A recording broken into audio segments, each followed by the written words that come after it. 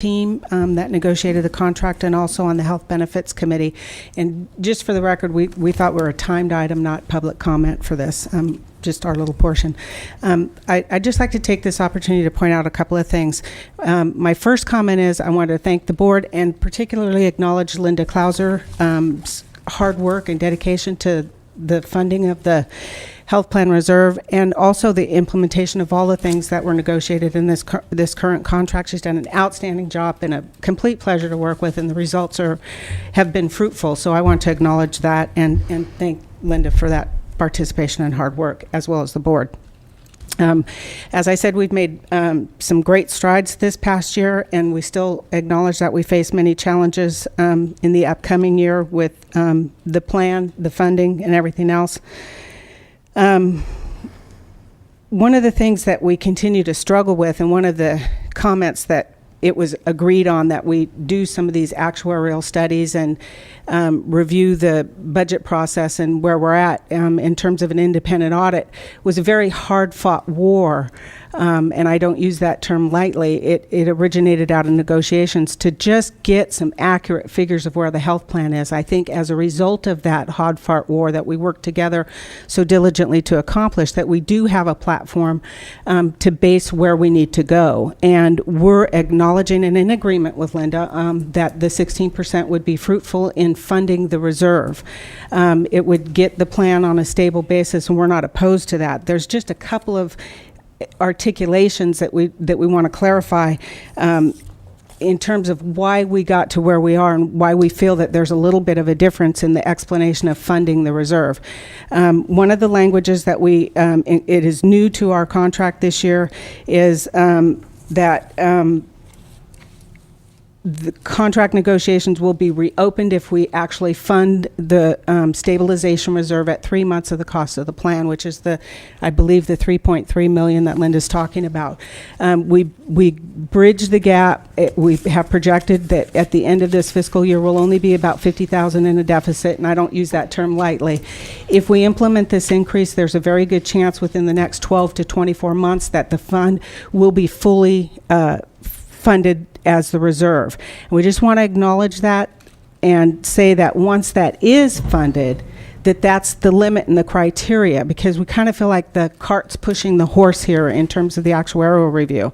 Our interpretation of the actuarial review and the language in our contract states that we open it to bid and they tell us what percentage we need to maintain the stabilization reserve once we get there. It's not a tool that says we can go up to 16%, so here's the numbers, crunch it to make it fit our picture.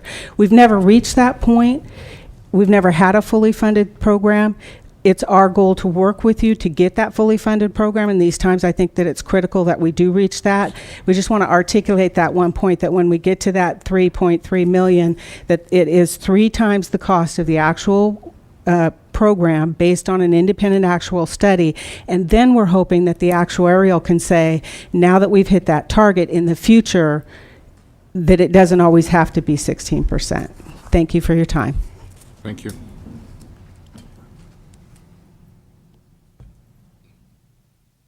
I'm Linda McClure. I'm representing Service Employees International Union. And as Jackie had said, that we want to acknowledge that this increased scrutiny, this internal audit, the external actuarial, and the upcoming external audit is a result of 2 years of grievances and unfair labor practice charges. So it is a settlement because the plan is the numbers really mean something, is because of the county workers filing grievances. Also want to acknowledge that pulling the fund from a $1.5 million deficit to a $50,000 deficit, the credit goes to, of course, the portion that the board pays. But this last increase last year, the adjusting the 2575, the hit was much, much harder for the county workers. So the county workers pulled this fund out, pulled $1.5 million out of the debt. This 16% increase covers the cost of the health care premium and the reserves.